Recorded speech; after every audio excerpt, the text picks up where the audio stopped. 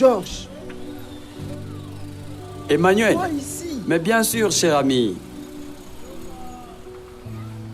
Je te présente Yves, mon ami. Enchanté. Kenaya, ma fiancée. Enchanté. Yves, Kenaya. Emmanuel, mon ami d'enfance. Qu'est-ce que tu fais à Lubumbashi? J'y suis pour un temps. Notre église a ouvert une assemblée locale et je travaille dans l'orientation spirituelle. Orientation spirituelle? Oui, et d'ailleurs, je serais content que tu nous rendes visite un jour.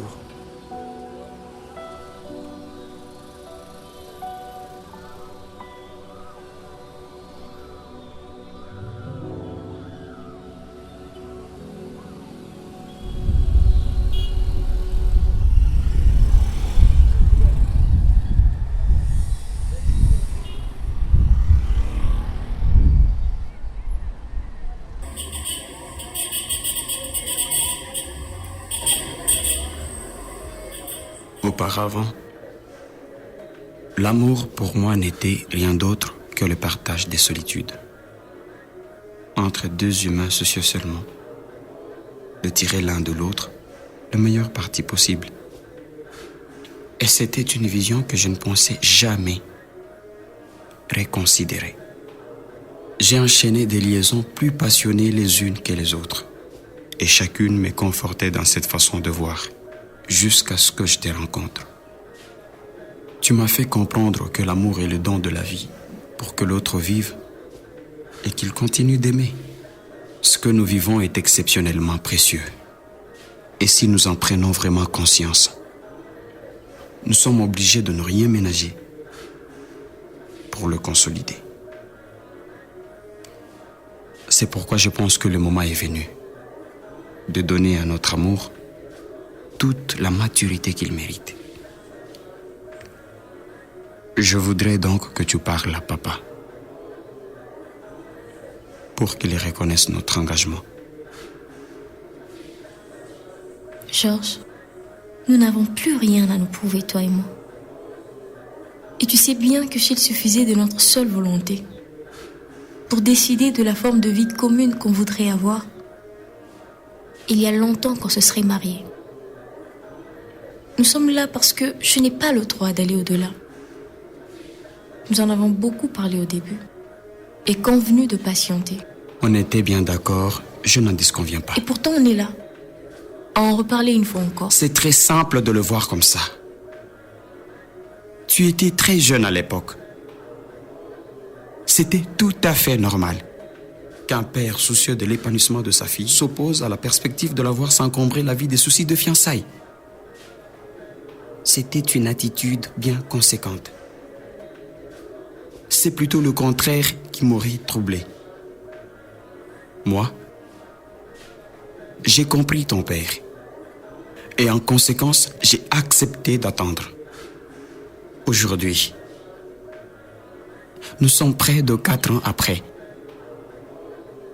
Et je crois que sa position sur le sujet a évolué.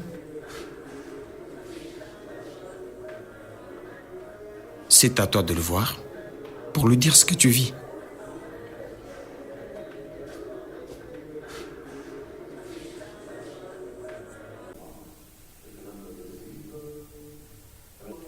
Ce que nous vivons est exceptionnel, Georges. Nous devons le consolider. Nous devons l'officialiser. Tu as pleinement raison. J'étouffe d'avoir toujours à me planquer ces cachotteries, ces escapades. Pourquoi je n'aurais pas aussi le droit de m'afficher pleinement avec celui que j'aime? Crois-moi, j'ignore pas combien c'est handicapant d'être obligé à vivre une relation clandestine. Mais aussi dur que cela soit, s'il te plaît, accorde-moi qu'on souffre de le vivre comme ça. Donc, si je comprends bien, notre situation est inconfortable, mais que nous souffrions de la vivre comme ça. Pourquoi tu dois être pessimiste? Je n'ai aucune appréhension. Je te parle de ce que nous sommes autorisés de faire. Et si ce que tu crains n'existait que dans ta propre conscience? Comment dans ma propre conscience? Pour moi, la restriction de ton père n'était rien d'autre qu'un simple principe de précaution. C'est là tout le problème.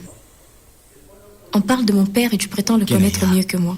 Est-ce que tu peux comprendre qu'un homme qui a été l'unique enfant de ses parents et qui n'a eu qu'une fille pour seul enfant refuse de la marier? Je ne sais pas si tu penses qu'il y a une décision susceptible de garantir notre bien-être commun que je refuse délibérément de prendre. Que veux-tu que je pense? Je m'efforce de te montrer noir sur blanc qu'il y a des raisons de croire que la position de ton père a évolué.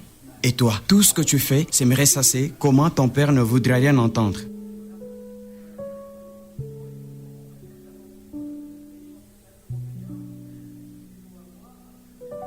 Georges, on s'aime, on s'entend bien. Restons encore là, s'il te plaît.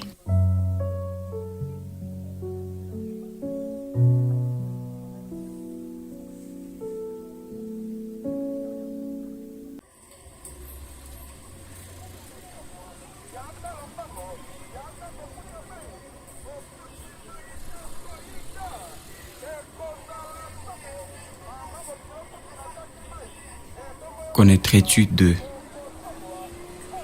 ou 3 proches amis de papa? Des personnes avec qui il est amical et bienveillant. Des hommes confiants, auxquels il est souvent à l'écoute. Des proches amis de papa? Oui. Y a-t-il un problème? Il nous faut quelqu'un pour convaincre ton père. Je croyais qu'on en avait fini avec cette histoire. Sincèrement, je ne m'imaginais plus venir en reparler. Après tout, je ne cherche qu'un moyen de convaincre ton père. Je te l'ai dit, je te le redis. Papa ne veut voir aucun homme chez lui tant que je n'aurai pas terminé mes études.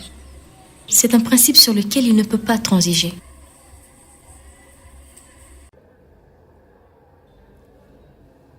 Est-ce que tu l'aimes sincèrement? Oui. Elle aussi m'aime profondément. Alors c'est comme cela que Dieu t'appelle. Tu ne dois pas te gêner de continuer à jouer pleinement ton rôle de fiancé. Elle n'est pas obligée de voir comme toi. Ça peut arriver, mais pas tout de suite. Dieu ne te tient pas pour responsable de son état spirituel. Il fait don de son salut non pas pour le bien exclusif d'une personne, mais pour celui des autres aussi. C'est ainsi qu'il peut permettre le salut d'un fils pour favoriser celui d'un père impénitent. Son jugement est impénétrable. Est-ce que tu penses que la reconnaissance de son père favorise ta foi? Oui. Peut-être oui, peut-être non. Ceux que Dieu appelle à lui, il leur donne le moyen de lui appartenir, quelles que soient les circonstances.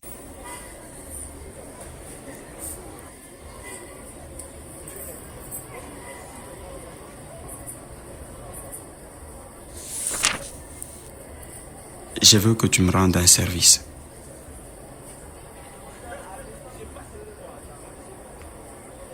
J'envisage d'officialiser ma relation avec Kenaya.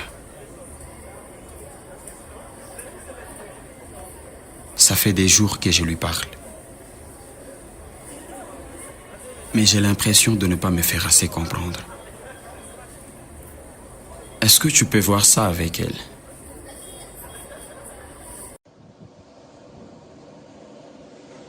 C'est une parenthèse douloureuse qui va bientôt se fermer, devrez-vous vous dire chacun. Mais quelque profond qu'il soit, tout amour se comprime à force de désaccord.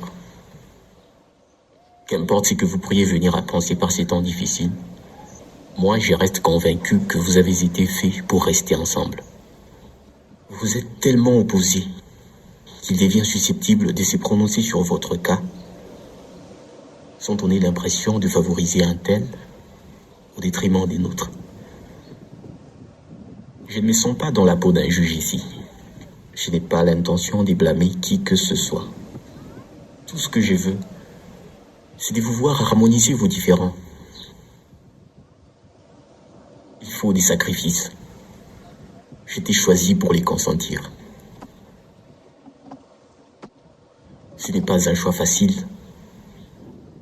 mais le seul qui vaille la peine d'être fait. Je veux que tu consentes d'aller parler à papa. que tu essaies de le forcer à reconnaître votre union. Il est ton père. Vois-le. Parle-lui les cœurs sincères. Dis-lui que tu ne cherches qu'à suivre la voie de ton âme.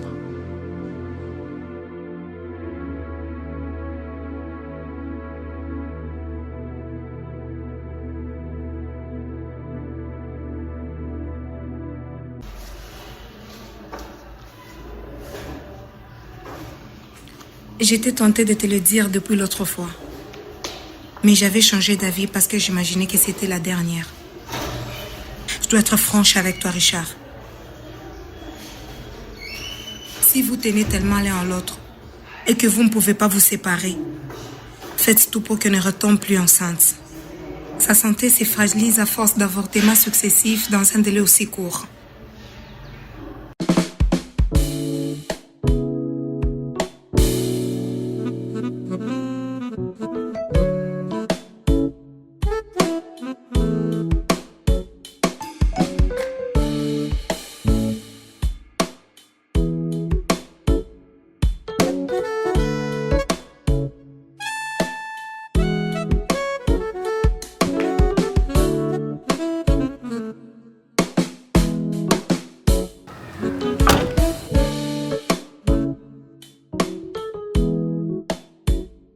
Je voulais te dire que je n'ai pas encore réussi à parler à papa. Je ne sais pas, je me sens anxieuse, dissuadée et finalement un peu incapable.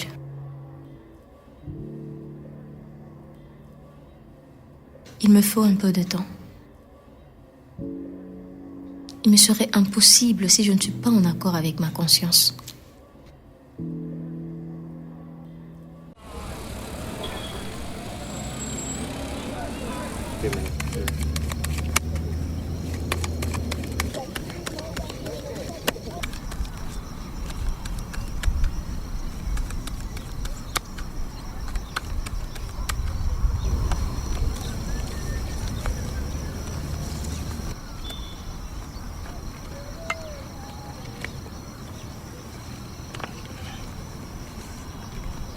Artiste.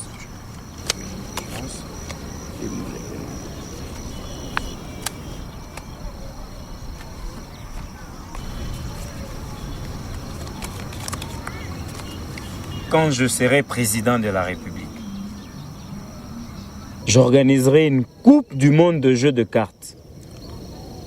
On parlera de moi. On parlera de l'Afrique. On parlera de la peau noire. On joue.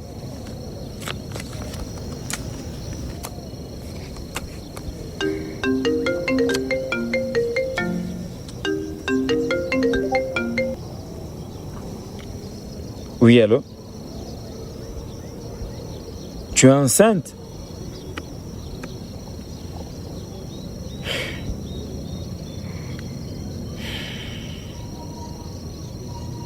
Bon, je te rappelle.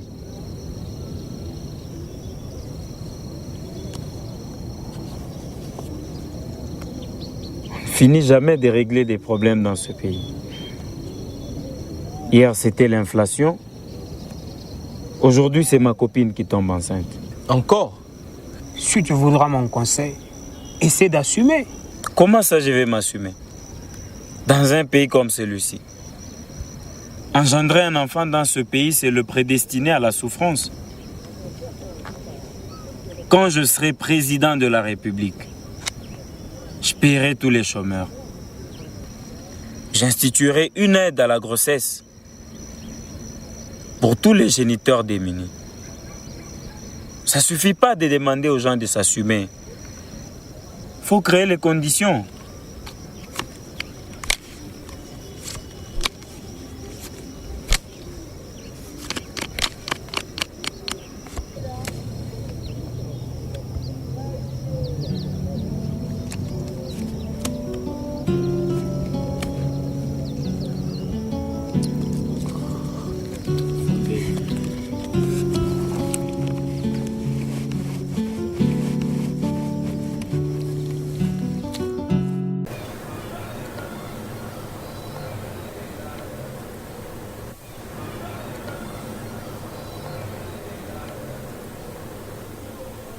Il est question de sortir notre union de la clandestinité.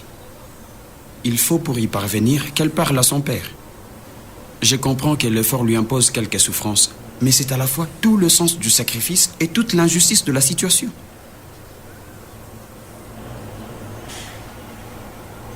Alors, si l'effort auquel on l'invite justement n'était pas plus exclusif, dis-moi, comment à ma place tu t'y prendrais? Il n'y a rien d'irréprochable à vouloir légaliser une union. Mais il est pratiquement impossible pour vous de le faire maintenant et tu le sais. Non, Yves. Tu le sais. Non. On me l'a dit, on me l'a répété. Si on ne s'accorde pas, c'est justement parce que je ne crois pas que ce soit possible, qu'il soit impossible. Admettons que son père vienne à vous reconnaître. Il te manquerait encore les moyens nécessaires pour te marier maintenant. Alors, qu'est-ce qui ne peut pas attendre? Pourquoi cela urge tant pour que tu n'envisages aucun compromis? Parce que c'est moi le problème maintenant. Je ne sais pas s'il faut le dire comme ça. Me reprocherais-tu de vouloir légaliser une relation qui n'a que trop duré dans la clandestinité? Non. Mais dans le désaccord, il faut savoir faire des concessions. Et ce n'est pas l'attitude que tu montres. Personnellement, aussi dur que cela soit, je ne vois rien d'autre. Comment voudrais-tu voir autre chose quand tu n'as Dieu d'oreille d'attention que pour tes propres desseins? Vous entendez bien? On peut s'en contenter en attendant. L'insistance et l'urgence que tu montres, mais sont simplement sans fondement. Sauf s'il y a une chose que tu te gardes et me dire. Ainsi même mon plus proche ami désapprouve ma démarche. Tu sais, Yves, maintenant je comprends pourquoi toute ta médiation ne nous a pas fait avancer.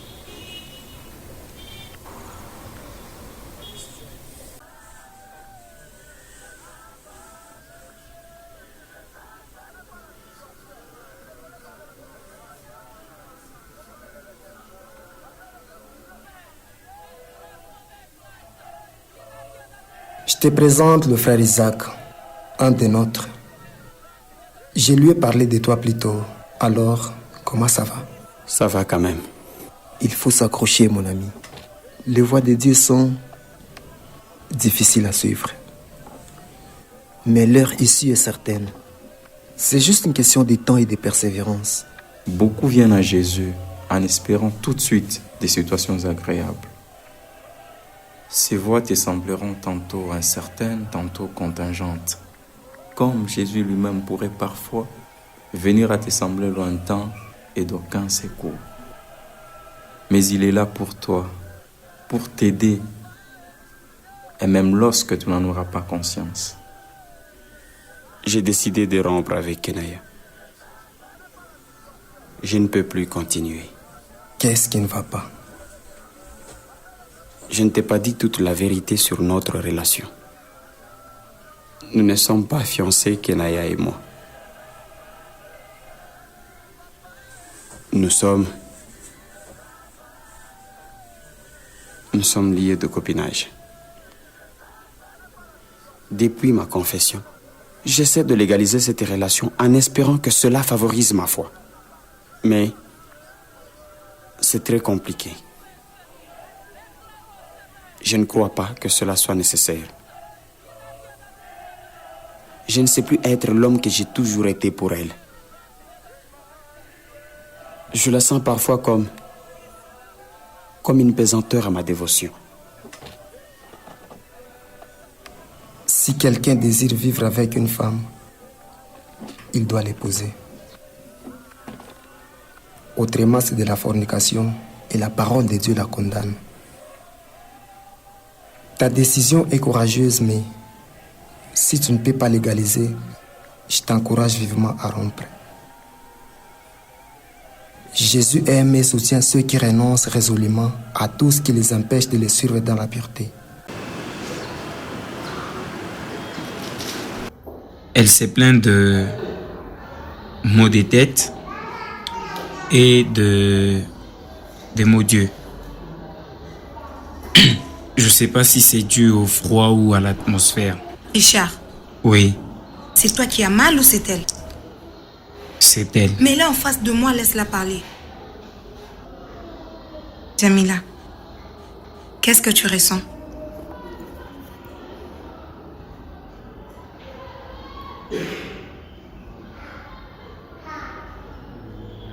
Jamila, qu'est-ce que tu ressens? Jamila, s'il te plaît, qu'est-ce que tu ressens? J'ai des nausées. J'ai mal à la tête. Aussi, j'ai mal au bas-ventre. Est-ce que tu ressens des fatigues aussi? Oui, beaucoup. Quand as-tu eu tes dernières règles?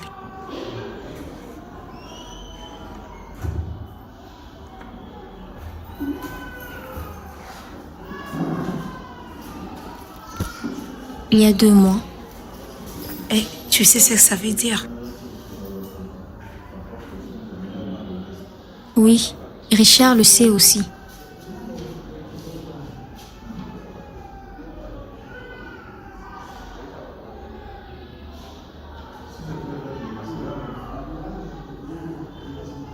C'est pourquoi tu t'es empressé de parler.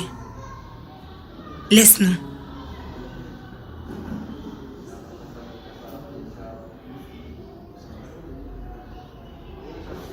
Est-ce que tu te rends compte que tu risques ta vie? Regarde comment tu as avorté la dernière fois. À la limite de la mort. Et même si tu ne mourrais pas en avortant, sais-tu au moins que tu pourrais connaître des difficultés à concevoir par la suite? Est-ce que tu peux garder cet enfant et prendre le courage d'en parler à tes parents?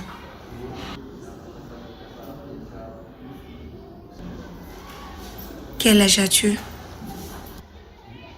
17 ans. 17 ans seulement, Jamila. Et tu vas avorter pour la 5e fois.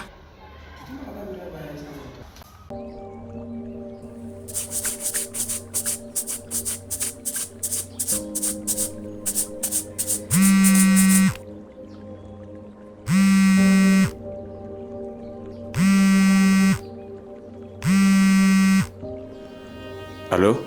Allô? Bonjour. Bonjour. Est-ce que je parle bien à Monsieur Georges? Oui, c'est moi. Monsieur Georges, je suis Dr Gloria. Je vous appelle au nom des cliniques universitaires de Lubumbashi à propos de mademoiselle Kenaya qui est internée chez nous depuis cette matinée à la suite d'une consultation. En tout cas, vous êtes la seule personne qu'elle nous a demandé de contacter et d'informer. Nous souhaitons vous faire part d'une situation. Pourriez-vous arriver d'ici 30 minutes? Oui, j'arrive.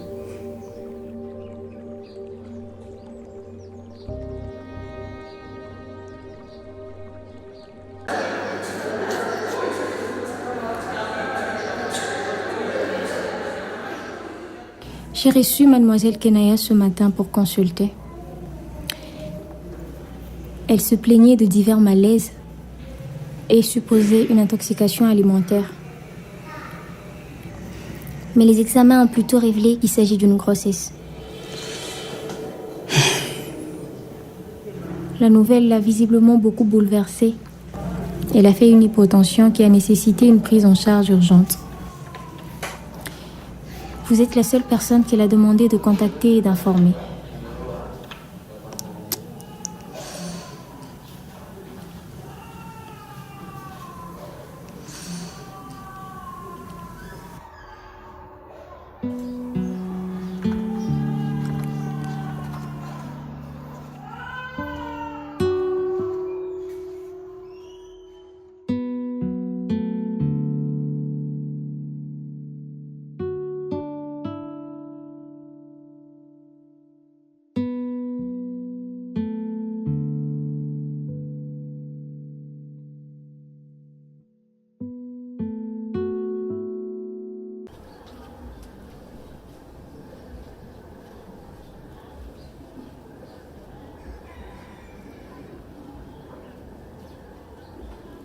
Kenaya,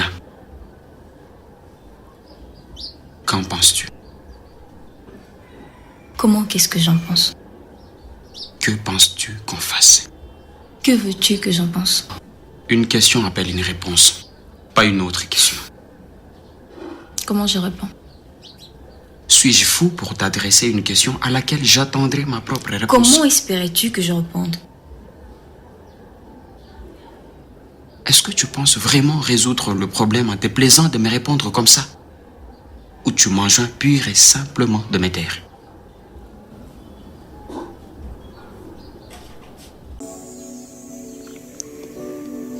Est-ce que je reconnais?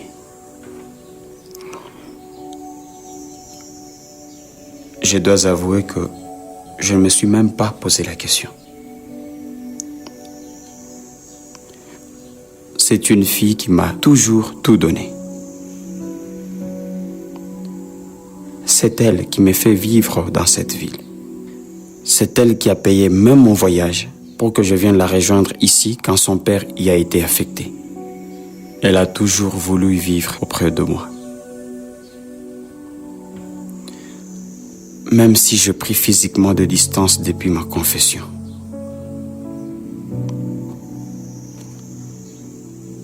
Je n'ai pas de raison de douter de sa fidélité. L'erreur est déjà commise. On ne peut pas revenir en arrière. Dieu ne veut pas que nous péchions. Mais si on l'a fait, il est prêt à nous pardonner pourvu que nous le reconnaissions et prenions l'engagement de nous en détourner. Le plus important dans ton cas, c'est que la conséquence de ces péchés se révèle alors que tu as déjà pris l'engagement de suivre Jésus. Tu as donc l'opportunité du pardon, mais pourvu que tu ne recules pas. Cela suppose que tu demandes pardon à Dieu et que tu arranges avec la famille de la fille dès que possible. Le problème est posé. Nous devons montrer notre capacité en vue d'y faire face. À propos, qu'est-ce que tu penses?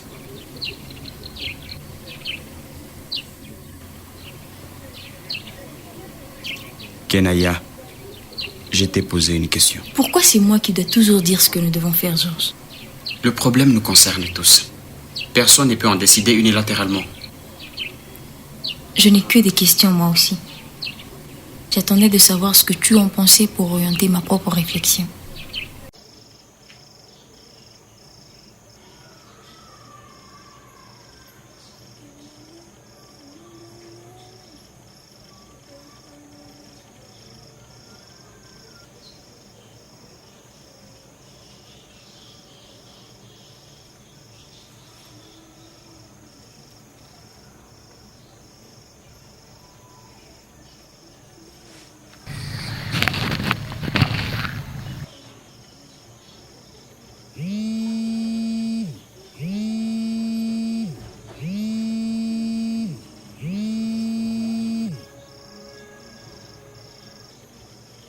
Allô, Georges. Bonsoir. J'ai réfléchi à ce que tu as dit. J'ai estimé, en toute conscience, que j'ai plus intérêt à avorter. Qui t'a conseillé? Comment ça, qui m'a conseillé? Qui t'a conseillé une solution pareille? Pourquoi je ne serais pas capable de le penser? Parce que tu ne peux pas le penser. Pourquoi je ne serais pas capable de le penser? Parce que c'est étranger à nous. C'est ce que je croyais aussi, jusqu'à ce que l'on en vienne là. Et je réalise enfin que tout le monde peut arriver à tout dire, à tout penser. Tu ne peux pas le dire sans que quelqu'un te l'ait conseillé. Peu importe, Georges. Même si quelqu'un me l'aurait conseillé. Qu'est-ce qui m'empêcherait de l'écouter du moment que son conseil pourrait m'aider à garantir mon avenir? Garantir l'avenir? En voulant tuer? Je ne cherche à tuer personne. Je veux juste interrompre une grossesse. Mais c'est déjà une vie. Une grossesse? Un enfant? Non, une grossesse, Georges. Un enfant? Un embryon. Tu peux continuer à te confondre un synonyme autant que ça te plaira. Pour moi, ça reste un enfant. Je dois avorter, Georges. J'aurais aimé te dire autre chose.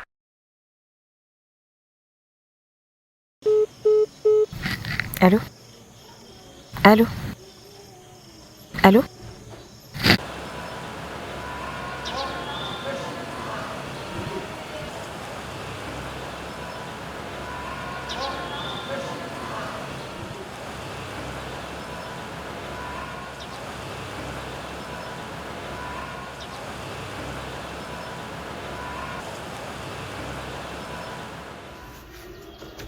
Aide-moi s'il te plaît. Je n'ai personne d'autre, tu le sais bien. Si ce que tu appelles t'aider, c'est tes facilités de résoudre un problème pour que tu en crées un autre, alors je préfère bien refuser. Non mais je me rends compte que je ne t'ai jamais aidé.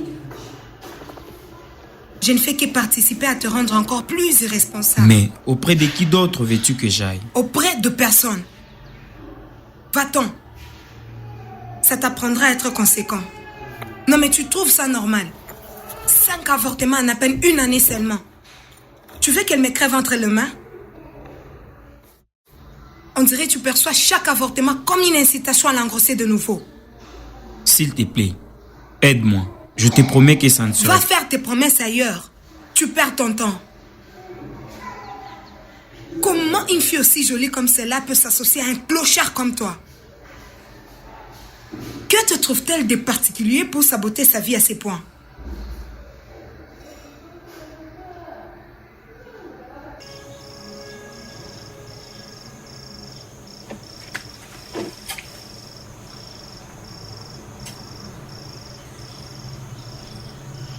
Je suis consciente du danger que cela représente, Georges. Et si nous cherchons un meilleur médecin, on lui donnera tout ce qu'il nous exigera, pourvu que l'opération se passe en toute sécurité. Je ne peux pas t'encourager à prendre une décision dont nous pourrions regretter les conséquences par la suite. Georges, soit tu minimises tous les dangers que je cours, soit tu... Je t'en prie. Ce n'est pas le sujet. Et si c'est pas cela, pourquoi refuses-tu aussi fermement? Tu as déjà fait avorter. Est-ce que tu insinues que tu n'as plus le courage de le faire, ne serait-ce qu'une dernière fois pour me libérer? Ou tu veux être père? Ce n'est ni l'un ni l'autre. J'ai fait avorter de nombreuses filles. J'ai fait des pires horreurs. C'est une phase de ma vie dont je ne suis pas fier. Cependant, hormis les dangers que tu pourrais courir en avortant, il y a des raisons tout à fait personnelles. J'ai changé Kenaya. J'ai accepté Jésus-Christ comme maître et sauveur. J'essaie désormais de donner un sens à ma vie, de me conformer à ses principes, de marcher selon lui. Ma foi m'entraîne désormais à m'interroger sur mes choix, mes ambitions, mes relations. Moi, j'ai tracé ma route. À toi de voir si tu vas dans mon sens ou dans l'autre.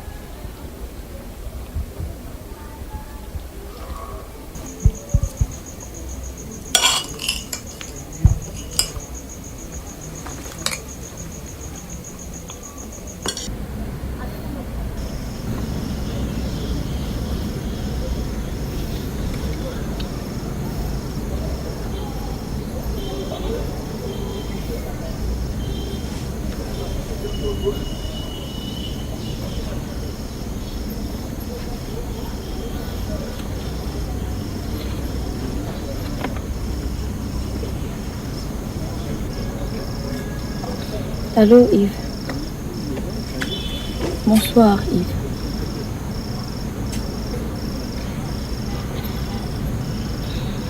Yves, puisque Georges refuse aussi fermement, est-ce que tu ne peux pas m'aider? Je veux que tu m'aides à me faire avorter.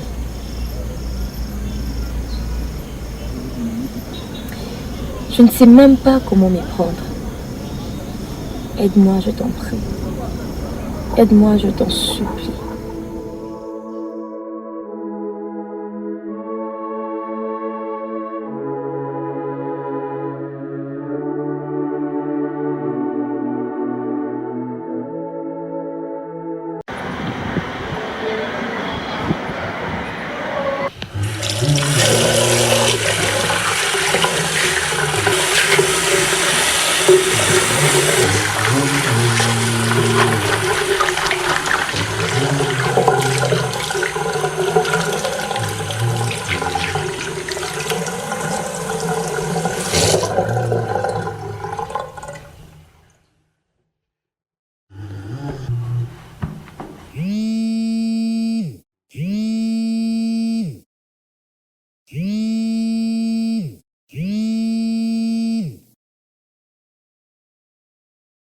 Salut Yves.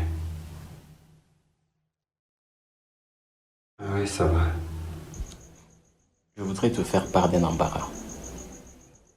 Je viens d'avoir Kinaya au téléphone. Il voudrait que je l'aide à se faire avorter. Dis-lui non. C'est irresponsable et inconséquent, Georges. Je ne crois pas que nous puissions résoudre quoi que ce soit en opposant des postures d'inflexibilité et des refus catégoriques. Yves, est-ce que tu le dis parce que tu le crois vraiment? Ou tu es gêné parce que Kinaya paye tes études et te soutient beaucoup financièrement? C'est vrai que ça me gêne. C'est vrai que n'eût été Kinaya, j'aurais arrêté d'étudier et quitté cette ville depuis longtemps. Oui, cela m'embarrasse. Mais je l'ai dit surtout parce qu'il y a plus à perdre pour toi qu'il n'y a à gagner pour moi. Tu traverses un moment de faiblesse. Tu vis sans emploi, sans famille, sans situation. Et si son père l'a renvoyée de la maison, elle ne pourra plus étudier. Il te manquerait les moyens de l'épouser, de subvenir à ses besoins. Bref, de vivre. Tout le monde flatte les gens généreux, Yves. Mais je crois que toi et moi saurons faire l'exception.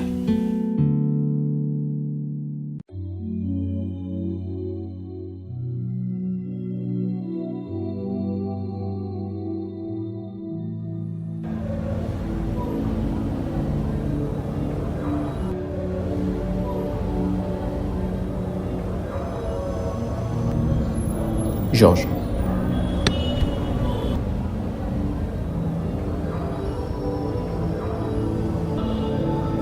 J'ai réfléchi.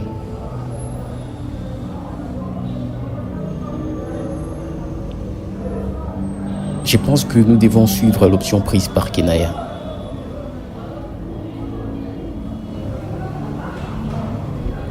Ça arrive à tous des moments de baisse de lucidité intérieure.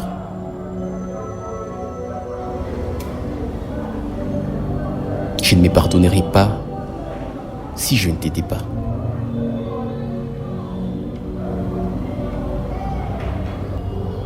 Je ne peux te laisser enfermer en proie à des certitudes passagères.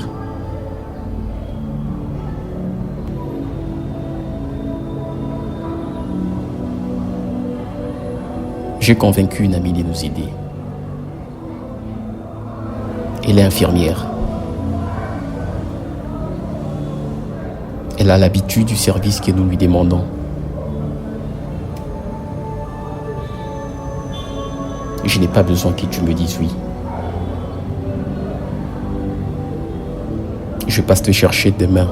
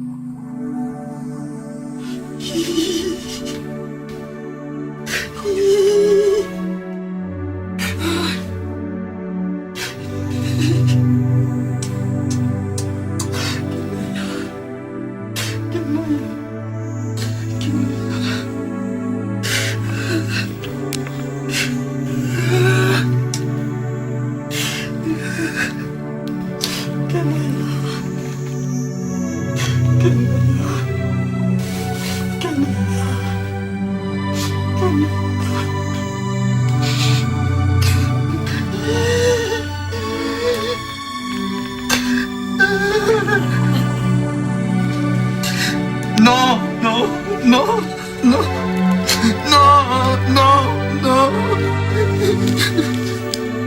Non.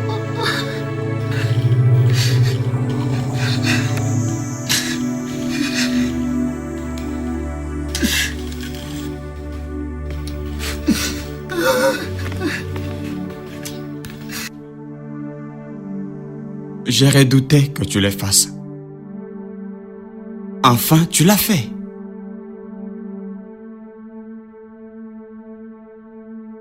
Tu aurais pu t'en prendre à moi-même. Pourquoi tu n'as même pas considéré que cette fille était innocente? Qu'on ne cherchait qu'à lui éviter d'entrer en conflit avec son père. Qu'on ne cherchait qu'à préserver son avenir.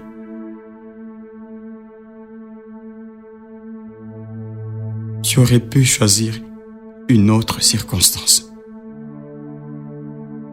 Comment peux-tu te venger au prix de la vie d'un humain? Je regrette pour ta copine. Tais-toi, tu l'as tué pour te venger, pour me voir souffrir. Tu as tout faux. Tu es un monstre de la pire espèce. Je t'interdis de me parler comme ça. Je te parlerai comme ça méchante. Je respecte ta douleur, mais je te défends de me parler comme ça. Sinon quoi?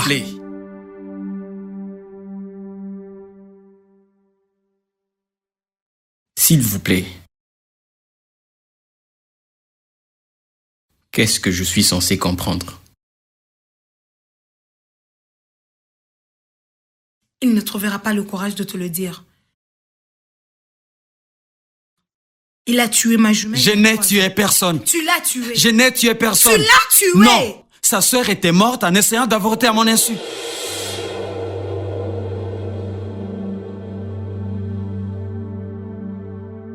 Ma jumelle était une fille brillante. Elle attendait les résultats de son bac. C'était pour maman qui se saigne depuis toujours et qui n'a jamais vécu heureuse, l'espoir de ressentir un peu de joie elle aussi.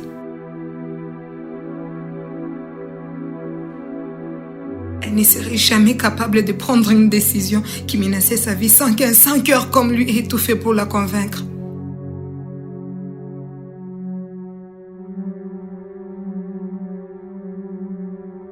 Je n'aurais pas accepté de prendre ces risques. Si j'avais su que l'ami doive me parler, c'était toi.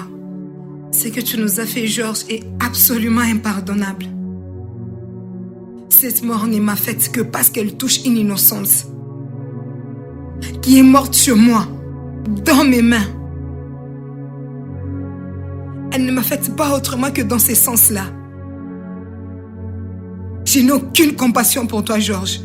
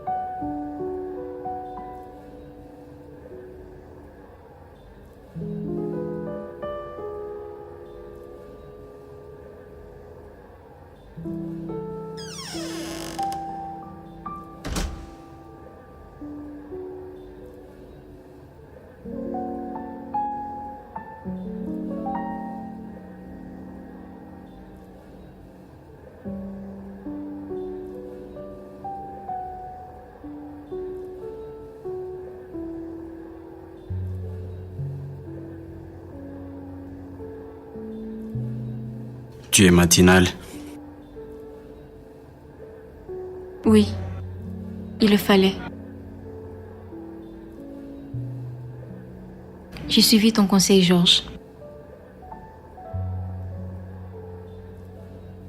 J'ai enfin pris le courage de parler à papa. Il m'a amené faire un test. Et il a confirmé.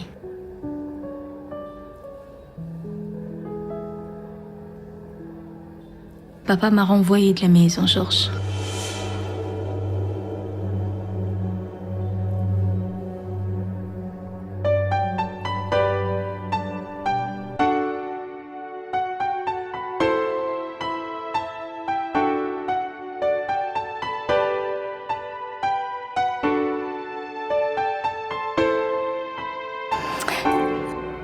Papa est content. Ce qu'il a commencé, il achèvera en moi.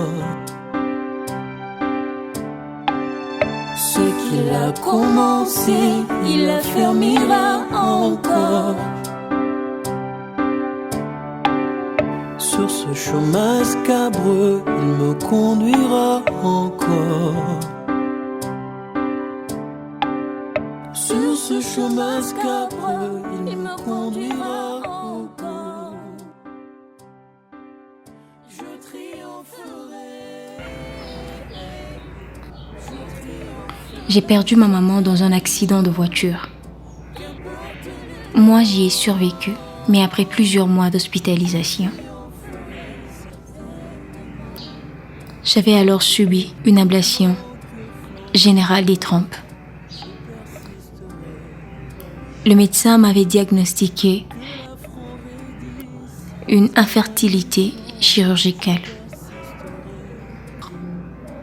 Je pouvais continuer à vivre normalement, mais sans jamais pouvoir concevoir. Pour faciliter mon rétablissement, papa ne m'en avait jamais parlé immédiatement. Après, il n'a jamais trouvé l'opportunité ni le courage de le faire. En conséquence, il s'opposait à toutes mes velléités de mariage. Pour lui,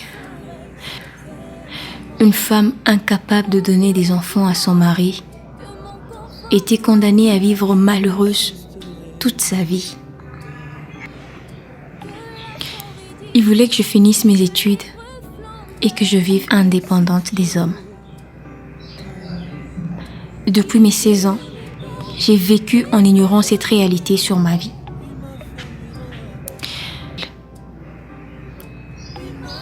Papa est content. Je lui ai parlé de toi, de ta foi, de ton opposition à mon intention d'avorter. Papa veut te voir. Il veut te voir.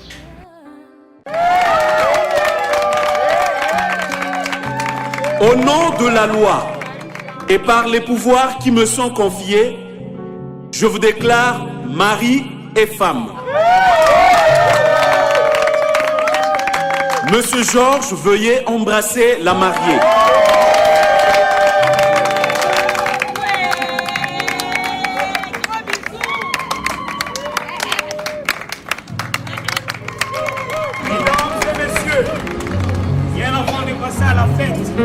Les mariés nous ont réservé une surprise.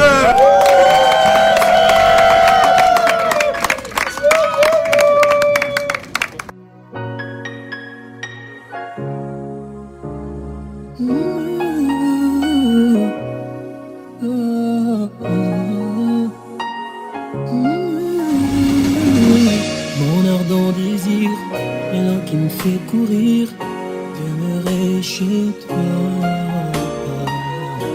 Être là où tu es, justifié, brisé, vivre comme tu veux.